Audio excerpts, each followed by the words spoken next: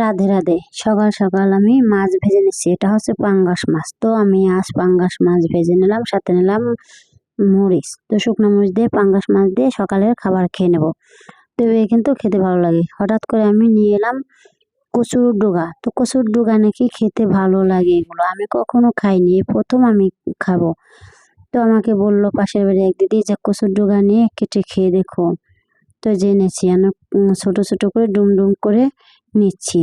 তো এভাবে ছোট ছোট করে, তো এই যে ডুম ডুম করে এখন আমি ধুয়ে নিচ্ছি।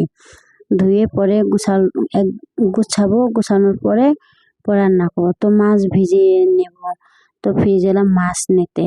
তো মাছগুলো এখন ভিজিয়ে এখন ছিঁড়ে নিচ্ছি। তো আর স্টোগুলো উঠিয়ে নিচ্ছি।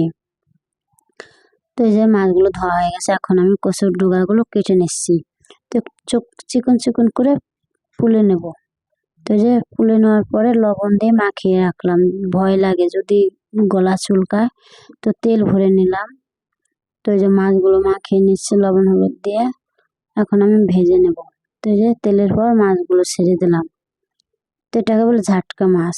তো ঝাটকা মাছ কিন্তু আমার কাছে ভালো লাগে, তাই ঝাটকা মাছ এনেছি।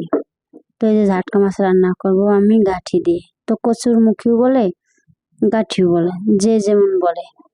তো এই কচুর মুখি দিয়ে তরকারিটা ভালো লাগে। তো খেতে মন চাইলো তেল পোয়া পিঠা। তো তেল পোয়া পিঠা খাবো, তাই আমি চালের গুঁড়ি বানিয়ে নিচ্ছি ব্লেন্ডারে। তো গুঁড়ি বানিয়েছি, দেখি হঠাৎ ধরে গেছে। তো আমি চামচ দিয়ে একটু ছাড়িয়ে নিচ্ছি। তো ছাড়ানোর পরে আবার আমি একটু গুঁড়ো করে আবার নামিয়ে নিলাম। তো এই যে গুঁড়ো অবশেষে শেষ, বানানো হয়ে গেল, এখন আমি ঢেলে নিচ্ছি। তো এই যে চুলাতে তরকারি হয়ে গেল।